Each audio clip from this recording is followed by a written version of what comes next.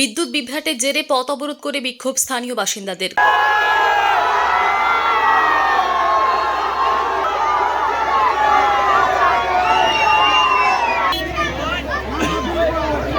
ঘটনার জেরে মুর্শিদাবাদের জঙ্গিপুর পৌরসভার 20 নম্বর ওয়ার্ডের আইলের ওপর রঘুনাথগঞ্জ সাগরদিঘি রাজ্য সড়ক রাস্তা বন্ধ করে বিক্ষোভে ফেটে পড়লেন এলাকার বিদ্যুৎহীন স্থানীয় বাসিন্দারা।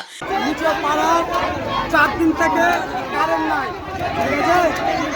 আমরা এসআইয়ের কাছে ছিলাম, এসআই সাহেব বলছে পুট্টি পাট্টি মেরে দিচ্ছে। আজ আমাদের ট্রান্সমিটার দেখতে পেয়েছেন, লোডশেডিং আনতে পারছে না, বড় ট্রান্সমিটার লাগবে। আমাদের বাচ্চা ছেলেগুলো সব স্কুলে যেতে পারছে না।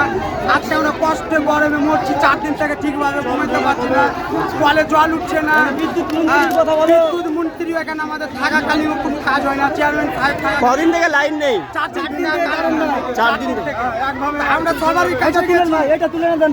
আগুন লেগে গেছে, কিছু লেগে গেছে, এর সমাধান কিছু হয়নি।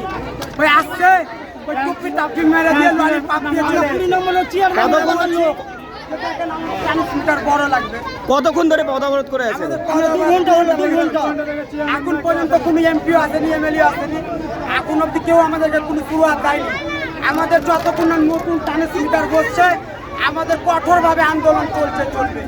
আমরা আরো কঠোরভাবে NH 34 দরকার থেকে আন্দোলন করব এবং পথ অবরোধ করব। আমাদের যতক্ষণ না সমাধান হবে।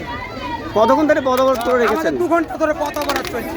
সূত্র মারফত খবর, এই তীব্র দাবদাহের মধ্যে এমনিতেই নাজেহাল রয়েছেন সাধারণ মানুষ। তার উপরে গত 4 দিন থেকে ইলেকট্রিক ট্রান্সফরমার কারণে বিদ্যুৎ পরিষেবা থেকে বঞ্চিত জঙ্গিপুর 20 নম্বর ওয়ার্ডের মানুষ। আর এর জেরে এলাকার সমস্ত স্তরের মানুষেরা পথ অবরোধ করে বিক্ষোভ দেখান। ঘটনার জেরে রঘুনাথগঞ্জ থেকে সাগরদিঘি যাওয়ার রাজ্য সড়ক অবরুদ্ধ হয়ে পড়ে। অবরোধের খবর পেয়ে ঘটনাস্থলে পৌঁছায় রঘুনাথগঞ্জ থানার পুলিশ বাহিনী।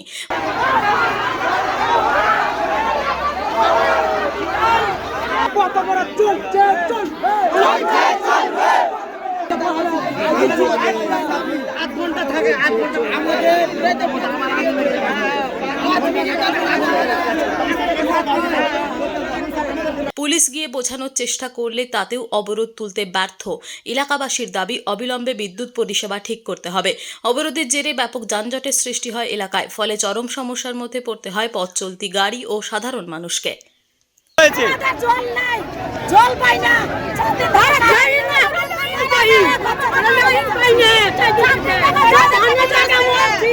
কদিন থেকে লাইন নেই? ব্যুরো রিপোর্ট, পিবি বার্তা।